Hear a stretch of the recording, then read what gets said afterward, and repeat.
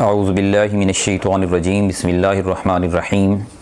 قد خسر الذین قتلوا اولادهم سفہا بغیر علم وحرموا ما رزقهم اللہ افتراء علی اللہ قد ضلوا وما كانوا مہتدین صدق اللہ العظیم۔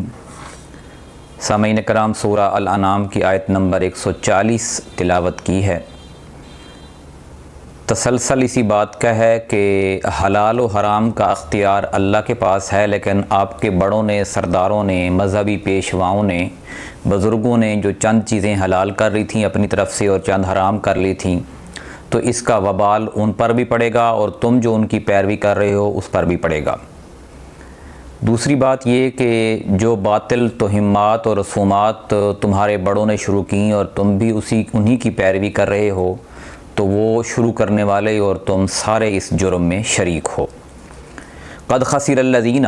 یقیناً نقصان اٹھایا ان لوگوں نے، بالخصوص تو وہی لوگ ہیں جنہوں نے یہ باطل رسومات، باطل توہمات، قتل اولاد جیسی بھیانک رسمیں اور چند جانوروں کا گوشت چند لوگوں کے لیے حلال اور باقی کے لیے حرام، اور کچھ کی سواری کچھ کے لیے حلال اور کچھ کے لیے حرام، اور یہ ساری جو رسومات گھڑنے والے جو لوگ تھے وہ یقیناً خسارے میں ہیں، نقصان اٹھا رہے ہیں، نقصان اٹھائیں گے۔ قتلوا اولادہم، بالخصوص یہاں پہ تذکرہ ہے کہ قتل کیا انہوں نے اپنی اولاد کو۔ یہ سارے عرب میں تو اگرچہ لوگ اپنی اولاد کو قتل نہیں کرتے تھے، لیکن چند ایک قبائل ایسے تھے جیسے ربیہ اور مضر، اور یہ جو قبائل تھے یہ اپنی اولاد کو، بالخصوص لڑکیوں کو قتل کر دیتے تھے۔ قتل کرنے کے کئی طریقے تھے جو تاریخ کے اندر درج ہیں، چھوٹے ہوتے ہوئے بھی، بڑے ہوتے ہوئے بھی، اور جو ہے وہ ماں کی گود میں بھی۔ قتلوا اولادہم، قتل کیا انہوں نے اپنی اولاد کو، سفہم، نادانی سے، یعنی جہالت کی بنیاد پر، نادانی کی بنیاد پر، بے وقوفی کی بنیاد پر انہوں نے اپنی اولاد کو قتل کیا۔ بغیر علم، اور بغیر علم کے، یعنی جہالت کے، جہالت و نادانی کی بنیاد پر جن لوگوں نے اپنی اولاد کو قتل کیا، یہ کام شروع کیا اور جو پیروی کر رہے ہیں، یقیناً وہ لوگ نقصان میں ہیں۔ اب اولاد کے قتل کا سلسلہ اس وقت سے ہے، اس سے پہلے بھی اور اب تک یہ مختلف علاقوں میں اور تقریباً ہر مذہب کے اندر یہ جاری ہے مختلف طریقوں سے۔ جیسے ابھی بھی لوگ، بچہ ماں کے پیٹ میں ہوتا ہے، لوگ ابارشن کرا دیتے ہیں کہ جی اتنے سارے بچے جو ہیں وہ سنبھالے نہیں جاتے، پالے نہیں جاتے، خرچے کون اٹھائے گا، طرح طرح کی جو ہے وہ توضیحات اور پیش کی جاتی ہیں اس میں ریزنز، جبکہ اللہ تعالیٰ نے ایک اور مقام پر یہ کہا ہے کہ تم رزق کی کمی کی وجہ سے بچوں کو قتل نہ کرو، میں نے تمہیں بھی رزق دیا ہے اور ان کو بھی دوں گا۔ فرمایا کہ یقیناً وہ لوگ نقصان اٹھانے والے ہیں، خسارے میں پڑ گئے جنہوں نے اپنی اولاد کو بغیر علم کے،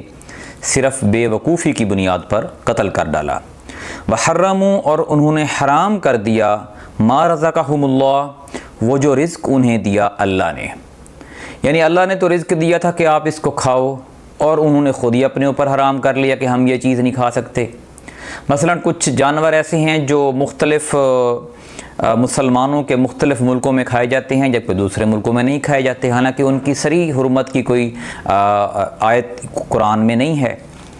اور اس لیے آپ دیکھیں کہ اگر آپ اس جانور کو نہیں کھاتے تو آپ اس کو یہ نہیں کہہ سکتے کہ یہ حرام ہے، کیونکہ حلال اور حرام کا جو اختیار ہے وہ اللہ تعالیٰ کے پاس ہے۔ آپ یہ کہہ سکتے ہیں کہ میں یہ نہیں کھا سکتا، یا مجھے اس کا ذائقہ نہیں صحیح ہے، تو اس حد تک تو یہ بات ٹھیک ہے، لیکن اگر آپ اٹھ کے کھڑے ہوں اور فتویٰ لگا دیں کہ یہ حرام ہے، یہ حلال ہے،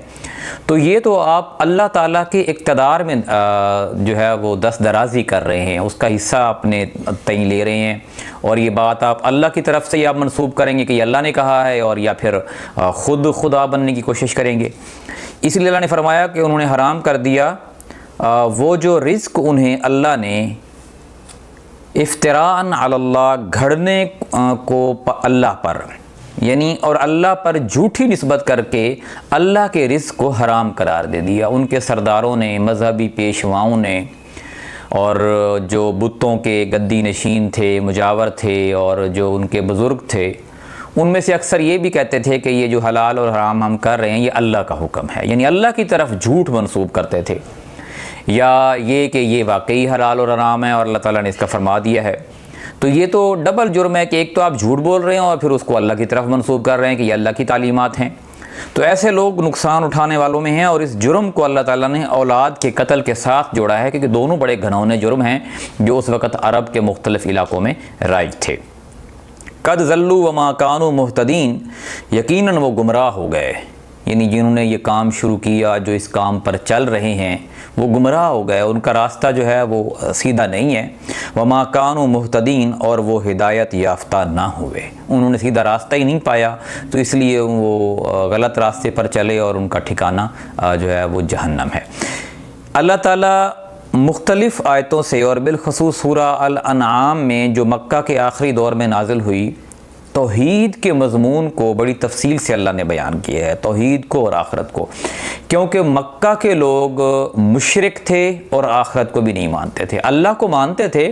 اللہ کے ساتھ شریک ٹھہراتے تھے۔ ان کا یہ یقین تھا کہ اور بھی طاقتیں ہیں جو اللہ کے اقتدار میں شریک ہیں، جن کے اندر نفع اور نقصان کی طاقت پائی جاتی ہے، یا جو حلال و حرام کی طاقت رکھتے ہیں، یا جو اللہ کے فیصلے کے اوپر اثر انداز ہوتے ہیں۔ تو نبی کریم صلی اللہ علیہ وآلہ وسلم نے سب سے پہلے اسی اپنی دعوت کے ذریعے اسی کا خاتمہ کیا کہ اللہ کا کوئی شریک نہیں، اور حلال اور حرام کا اختیار صرف اللہ کے پاس ہے، اور ہم سب کو مرنے کے بعد اللہ کے حضور پیش ہونا ہے۔ اللہ تعالیٰ سے دعا ہے کہ ہمیں قرآن کو صحیح معنوں میں سمجھنے اور عمل کرنے کی توفیق عطا فرمائے۔ جزاک اللہ۔